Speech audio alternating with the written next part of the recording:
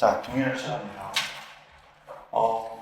저번 시간에 국가배상 손실보상 마무리 짓고 강론은 조금 나왔는데 강론은 공부하면서 앞으로 진행을 해주세요. 먼저 이런 식으로 나왔어요. 형성적이라는 단어, 형성권, 설권성 차이를 물어봤는데 형성적 행정은 그 다음에 형성권, 설권성 물어본 이유는 이거죠. 행정의 분류 체계 때문에 좀 헷갈린 것 같은데 행정행위는 의사표시를 기준으로 해서는 의사표시를 요소로 하고 있는 법률 행위적 행정행위가 있고 의사표시를 요건으로 하지 않는 준법률 행위적 행정행위가 있죠. 이 행정행위 중에서는 법률 행위니까 이 행정행위는 의사표시를 요건으로 하고 있어요. 그런데 의무를 전제하는 명령적 행정행위와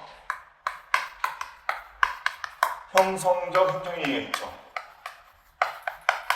명령적 행정행위에는 하명, 허가, 면제, 형성적 행정행위는 특허. 이것 때문에 좀 헷갈렸던 것 같아요. 특허는 설권성과 공익관련성이 있는데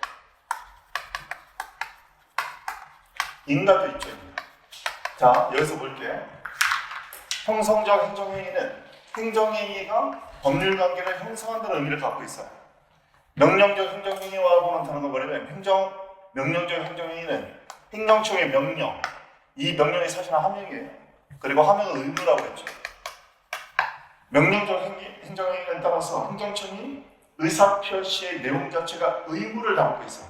하명이면 의무를 부과하는 거, 허가면 의무를 면제시키는 거, 특히 부작용으로 면제시키는 거, 면제면 나머지 의무를 면제시키는 거. 따라서 명령적 행정행위는 의무를 전제하고 있는 거예요. 의사표시가 법률행위니까 의사표시를 요건으로 하고 있는데 그 의사표시의 내용에 의무가 들어있는 거야. 의무를 부과하든지 아니면 의무를 거두어 들이든지. 그럴 때 명령적 행정행위라고 하는 거고, 형성적 행정행위는 행정의 의사표시가 그 자체가 직접 법률관계를 형성해 주는 거예요. 특하면 새로운 권리를 설정해 주는 거죠. 너에게 권리를 하사하노라. 새로운 권리를 설정하는 거예요. 인가면 기본행위의 효력을 보충해서 완성시켜줘서 법률관계를 형성하는 겁니다. 그 형성권은 뭐예요? 권리가 법률관계를 형성하는 성격을 갖고 있는 권리죠. 그래서 형성권은 법에서 정한 요건을 갖추어줘서 그 권리가 행사만 되면 권리자가 행사, 청구만 하면 그 권리에 따라 법률관계가 형성되는 거예요. 그러니까 분류체계가 다른 거죠. 형성적 행정행위는 행정행위의 의사표시가 법률관계를 직접 형성해서 누군가에게 새로운 법적 지위를 설정해 주거나 또는 기본행위 효력을 보충 완성시켜 주거나 그럴 때 형성적 행정행위라고 부르는 거고, 그리고 형성적 행정행위에 특허 인가가 있는데 그 중에 특허가 설권, 권리를 설정하는 것도 권리를 설정해서 일정한 법적 지위를 형성해 주는 거예요. 왜냐면 권리는 반대가 의무잖아. 권리를 설정해 준다는 말은 권리 의무를 형성해 줬다는 말하고 똑같은 거예요. 권리 의무가 바로 법률관계잖아요. 따라서 설권성, 권리를 설정한다는 말은 권리 의무, 법률관계를 형성했다는 말하고 똑같은 거지. 자녀지 수용 청구권은 법에서 규정된 요건이 갖춰지면 권리가 발생하고, 이때 이 권리는 권리자의 행사만으로 자녀지 수용의 효과가 발생해 버리니까 형성권이라고 부르는 거죠. 이해됐어요? 그래도 헷갈려? 그럼 어떻게 해야 돼요? 이제는 암기해야지. 형성적 행정행위 안에는 분류체계만 기억해요. 정하되면 형성적 행정행위는 특허 인거가 있다. 왜 얘는 형성적이냐? 특허는 새로운 권리를 설정해주는 법률관계를 창설하는, 형성하는 의미가 있고, 인가를 받기 전에는 효력이 발생하지 않아요. 법률관계가. 그래서 인가를 받아야 법률관계의 효력이 보충 완성돼서 법률관계가 형성되는 거죠. 인가도 결국 인가를 받아야 기본행위의 법률관계가 형성하는 거예요. 효력이 보충 완성돼서. 특허는 특별한 허가를 받아야 그러한 허가에 따른 법적 지위가 형성되는 겁니다. 그래서 형성적 행정행위라고 부르는 거예요. 다음, 국가배상에서 사익보수는요, 사실은 학자들이 볼 때는 당연해. 왜냐면 국가배상 청구권은 공권이잖아요. 공권이니까 공권의 승인요건, 강행법규성, 사익보수성이 필요한 거지. 강행법규성은 행정처의 의무. 국가배상에서 행정처의 의무는 뭐야? 법령상 직무 의무를 이행해야 될 의무가 있는 거죠. 그리고 사익보호성까지 요구하는 건 공권으로 보면 너무 당연해요. 그래서 국가배상 청구는 사익보호성을 요구합니다. 하는데 그러니까 얘를 국가배상에 나오면 항상 써도 사실은 상관은 없어. 그런데 교수들은 이 사익보호성은 부작위일 때만 주로 사례 해설에서 쓴단 말이에요. 그래서 부작위에만 필요하다가 아니야. 국가배상 청구로 공권으로 보는 학계의 결의에 따르면 사익보호성 항상 필요한 거예요, 사실은. 그렇지만 별도로 논의하지 않는 거죠. 부작위일 때만 논의한다고 했어요. 그래서 법령상 직무를 수행해야 될 의무야. 법령상 직무를 수행해야 될 의무. 결국은 이 의무를 위반했느냐인데 사익보호성은요. 원칙은 항고소송에서 나온 개념이란 말이에요. 항고소송에서 원고 적격과 관련해서 원고는 사익보호성이 있는, 사익보호성은 결국 법률이 보호하는 얘기죠.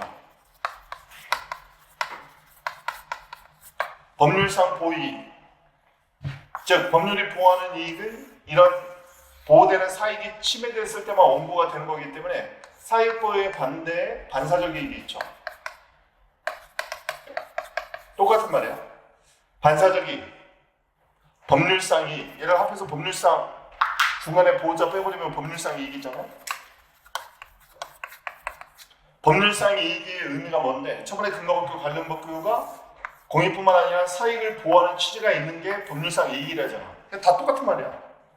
법률상 이익이란 법률상 보호이익이다. 줄이면 사익보호다. 이걸 사익보호성이라고 부르는 거죠. 똑같은 말이지. 12조 전문에 있는 법률상 이익의 의미가 뭐냐? 법률상 보호이익이다. 이게 결국 사익보호성과 연결되어 있고, 이러한 법률상 이익이 침해될 때만 원고적격이 인정되고 반사적 이익 침해일 때는 원고적격이 부정된다. 이 말은 뭐냐면 결국 법률상 보호이익, 즉 법률상 이익이 침해됐을 때만 권리구제 해주겠다는 거죠. 반사적 이익 침해에 불과하면 권리구제 안 해주겠다는 거고, 이걸 국가배상에 도입하는 거예요. 국가배상에 도입해서, 즉 법령 위반이 있잖아요. 국가배상 청구권의 2조의 요건 중에 법령 위반이 있는데 처음에는 그 법령이 사익보호성이 없으면, 사익보호성이 있을 때만 권리구제, 다른 말로 배상을 해주는 거지. 배상 책임을 인정하는 거고. 그러면 사익보호성이 없으면 판례가 쓰지는 않았지만 학자들은 이걸 논의한단 말이야. 판례가 말하는 사익보호 취지가 없으면 사익보호성이 없으면 뭐라는 거야? 이게 반사적 이익이에요, 사실은. 반사적 이익 침해에 불과하다고 보는 거예요. 따라서 얘는 권리구제 안 해주겠다는 거야. 국가배상에서 권리구제를 안 해주겠다는 것은 국가 지자체의 배상 책임을 부정한다는 얘기입니다. 그래서 반사적 이익 침해에 불과할 때는 권리구제를 안 해주게 되는 항고소송의 이론이 국가배상으로 넘어온 거예요. 그래서 이걸 사익보호성 도입론 이렇게도 불렀단 말이에요. 아니, 반사적 이익 도입론이라고 불렀다고 했죠, 강의 시간에. 왜냐면요, 사실은 사익보호가 핵심이 아니야. 무슨 말이에요? 도법에 따르면 법령 위반이 있어. 그럼 그냥 도법으로 위법이었단 말이에요. 그런데 사익보호성을 도입하면 어떻게 되는 거야? 법령 위반 중에서 반사적 이익을 제외시키겠다는 거거든. 반사적 이익 침해에 불과한 것은 제외를 시키겠다는 거지. 그러니까 사실은 사익보호성 도입론은 사익보호성의 방점이 찍혀 있는 것 같지만 국민 입장에서 봤을 때는 사익보호성의 문제가 아니라 반사적 이익 침해에 불과하다고 해서 권리구제를 안 해주는 영역이 이제는 생겼다는 거예요. 사실. 근데 좋은 게 아니에요. 이게 뭐지? 예비순환에 했던 교수님 교재는 이걸 잘못 소개해왔어. 그래서 이게 뭐 국민의 권리구제에 유리한 것처럼 선언하는데 아니에요. 그건 완전히 잘못 알고 계신 거고, 서울대 명예교수님 김남기 교수님이 처음에 이 사익보호성 도입론을 반대하셨던 이유가 뭐냐면 사익보호성이 도입되면 국민의 권리구제가 줄어들기 때문에 이거 도입하면 안 된다고 반대하셨던 거거든요. 왜 이거 도입하냐고. 응? 그냥 법률 위반이 있으면 위법성 인정해서 배상해주지. 뭐는 법률상 이익 침해, 뭐는 반사적 이익 침해. 그래서 반사적 이익 침해는 배상 영역에서 그냥 제외시켜버리겠다는 의미거든요. 그래가지고 이 사익보호성, 반사적인 도인노인데 이 사회보수는 그래서 보통은 배상 책임에 뭐가 돼요? 배상 책임에 제한법이에요. 근데 뭐가 제한되는데 사회보수는 없는 반사적인 이익은 배상 책임에서 제외시켜버리겠다는 논리거든요.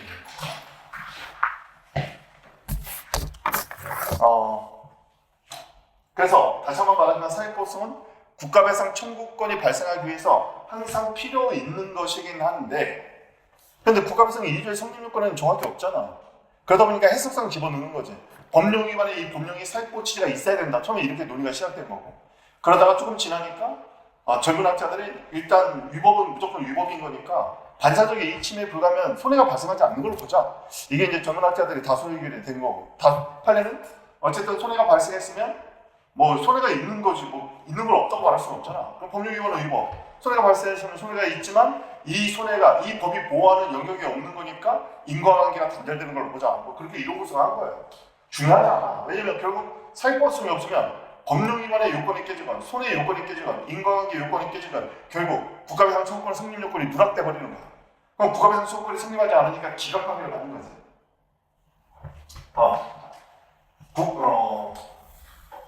법학에서는요 손해배상에서도 인과관계를 입증하는데 인과관계는 의학적인 입증 책임을 요구하지 않아요. 그래서 보통 법에서는요 재판에서의 인과관계는 법원이 경험칙을 가지고 판단해요. 그래서 이런 경우는 어떻게 하냐면 심리에서는요 의사를 부르잖아요. 그래서 의사 소견을 들어봐. 의사 소견을 들어보는데 이거는 형사 재판에는 특히 중요하거든. 왜냐면 심신미약자 뭐 이런 사람들 있잖아. 그럼 나중에 필요적으로 감면을 해줘야 된단 말이야. 그런데 여러분도 많이 들어봤겠지만 이 미친 척하는 애들이 있거든. 그래서 자기 심신미약을 주장하려고 사람 살해해놓고 자기가 정상이 아닌 것처럼 꾸미는 애들이 있어요. 근데 그걸 또 판별을 해야 된단 말이야. 이 전문가들이 와서 얘가 지금 미친 척을 하는 건지 정말 미친 건지. 그런데 거기서 중요한 건 뭐냐면 재판이잖아. 지금 의학적인 처방을 받는 게 아니잖아. 재판이잖아. 그래서 이거는 법적 평가의 영역으로 봐요. 그래서 민사나 형사에서는요, 특히 이제 이런 의학적 소견 여기에 대해서 법원은 기소가 된다 안 된다? 안 된다고 봐. 법원은 의사의 이런 소견이 있잖아요. 여기에 구속되지 않아. 다른 판단을 내릴 수 있어. 근데 다른 판단을 내릴 때 합리적 이유는 있어야 돼. 합리적 이유. 그래서 법원은 기속되지 않아요. 그러니까 예전에 우영우라는 드라마가 있었어요. 한바다. 그 한바다 소속 변호사나 한바다가 뭐야?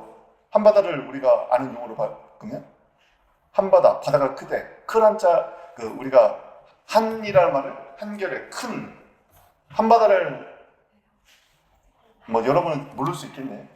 우리나라 대형 로펌 이름을 모르니까 김현장만 알지? 김현장만 알지? 태평양이라고 있어. 태평양이 한바다잖아. 그러잖아. 태평양 말이 큰 바다라고 의미잖아요. 그 한바다야. 그래서 사대와 같이 있는 그 헌법 강의하는 이결희 쌤이 있단 말이야. 5급에서도 헌법 강의도 TRS에서 하고 찍었는데 이 친구가 이제 서울법대인데 자기 후배 그 여자 변호사가 태평양 다니는데 그 우영우 그 법률적 자문을 해주는 애가 걔네. 그래서 이름을 한바다로 쓴 거야. 태평양 변호사들이 자문을 해주니까.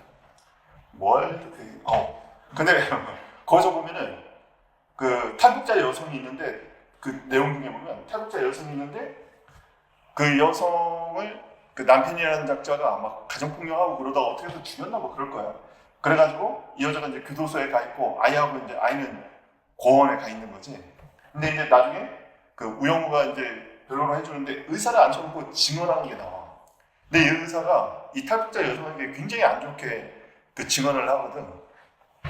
근데 이런 의학적 소견이 법원을 기소하지 못한다는 게 나중에 보면 이 사람이 예전에 썼던 논문을 찾아. 근데 논문을 보니까 탈북자를 잠재적 범죄자로 거기다 글을 써놓은 거야, 이 남자가. 그러니까 그런 자기의 이인식. 탈북자들은 범죄자들이야. 범죄 발생 비율, 재범 비율이 대한민국 사람들은 5%밖에 안 되는데 2배, 얘네는 10%야. 물론 그런 데이터는 있긴 해요. 근데 그런 데이터를 사실 온전히 믿기는 좀 힘든 게 있잖아. 선생님 저번에 그 이민자 정책 얘기했지만 사회적으로 소외되고 이런 사람들이 범죄로 내몰리는 경우가 많거든. 어쨌든 그러다 보니까 저렇게 때려서 저렇게 죽은 건 당신 압니까? 그랬더니 의사가 딱 보면 알지 의사가. 그러니까 의학적으로 한번 설명해 주라니까 아니 내가 의학적 소견을 말했는데 뭘 또 의학적으로 얘기하래? 막 우영한테 그런단 말이야. 그러다 나중에 그 논문 그 신문 기사 쓴 거 딱 들이대면서 당신의 선입견을 가지고 지금 보는 거 아니냐.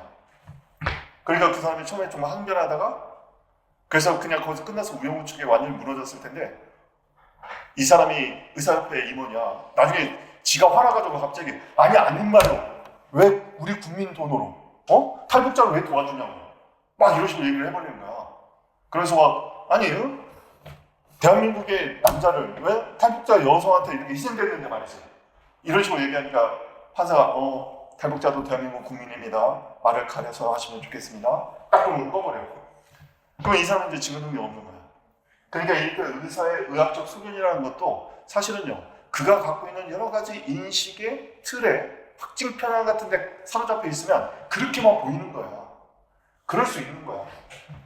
그렇기 때문에 인과관계는 의학적인 입증까지는 요구하는 게 아니에요. 어차피 판사가 구속도 안 돼. 기소되지 않아. 법리적 평가를 내린단 말이죠. 자, 판례는 공무원 개인 책임에서 동과 실을 때는 국가가 자기 책임을 지고 어떻게 보면 여기는 기관 책임 설정 자기 책임 비슷하게 쓰고 있지. 왜냐면 우리 판례는 여기서 기관의 품격이라는 말을 계속 쓰거든. 경과 실을 때는 기관의 품격이 유지된다 이런 표현을 써요. 고의 중과 실을 때는 기관의 품격을 상실해버렸기 때문에 다만 외형적으로 볼 때 지문집행으로 보여진다면 일종의 자기 책임으로 봐서 부가 책임을 져라. 그래서 여기에서는 경과 실을 때는 공무원이 경과 실을 때는 아직 기관의 일부로서의 성격이 있다는 말이에요. 말 자체로 어렵게 써놨는데 국가기관으로서의 성질이 유지되고 있다는 거죠. 그럼 국가는 자기 책임을 지라는 거니까 약간 이쪽 표현은 헌법학자들이 말하는 기관 책임 설정, 자기 책임 설정처럼 얘기를 하고 있어 판례는. 그렇게 알아주시면 되겠고. 다음, 통째인은요. 통째인은 사법심사가 안 되는 거잖아. 위법적법을 판단하지 못하기 때문에 원칙적으로 만약에 국가배상을 청구했어요. 그러면 우리가 국가배상에서 위법한 공권력이어야 하잖아요. 법령위반의 위법성 판단을 못하게 되는 거야. 통째인. 사법심사에서 위법 판단을 못하니까 위법한 공권력인지를 판단 못해서 국가배상이 안 되는데 통째인이어도 헌법을 위반한 게 명백하다면 사법심사 대상이 되잖아요. 그때는 명백하니까 위법을 판단할 수 있는 거지. 그럼 그때는 국가배상 인정해 줄 수 있는 거예요. 그래서 통째인은 항고소송에서는 아예 항고소송의 대상이 되는 처분으로 볼 거냐 말 거냐 처음에 논의가 그렇게 시작돼. 그래서 아예 항고소송의 대상이 아니다. 그래서 항고소송을 못 다툰다 이렇게 얘기하지만 국가배상 청구소송을 제기했을 때는 본안 판단에서 성결 문제로서 위법성 심사가 안 되기 때문에 국가배상으로 권리분이 안 된다 이렇게 보는 거죠. 아예 국가배상 대상이 아니다 이렇게 그렇게 말해도 틀리진 않아요. 어차피 사법심사가 안 되기 때문에 국가배상의 대상이 공권력으로도 보기 힘들다. 지문집행으로 보기 힘들다. 뭐 이렇게 논의할 수는 있어. 근데 정착이 들어가면 결국 위법 판단이 안 되기 때문에 대상에서 탈락시켜야 된다고 논의하는 건데 명백하다면 된다. 이것까지 알아두시면 되겠습니다. 자, 오늘은 여기까지 할게요. 자, 오늘도 힘내시기 바랍니다. 강론 너무너무 힘드니까 강론은 미리 예습을 조금 하시면 좋긴 한데 대신 산수란의 강론은 정말 쓰는데 초점을 맞춰야 될 것 같아요. 뭐 이론적으로 기본 강의처럼 막 깊게 들어가는 것보다는 쓰느냐 못 쓰느냐가 중요해요. 선생님 볼 때는. 그래서 조문 찾아보고 어떻게든 쓰게 만들어야 됩니다. 자, 오늘 이제 강론 특히 지방자치법 가장 어려운 파트를 나가네요. 자, 오늘도 힘내시기 바랍니다.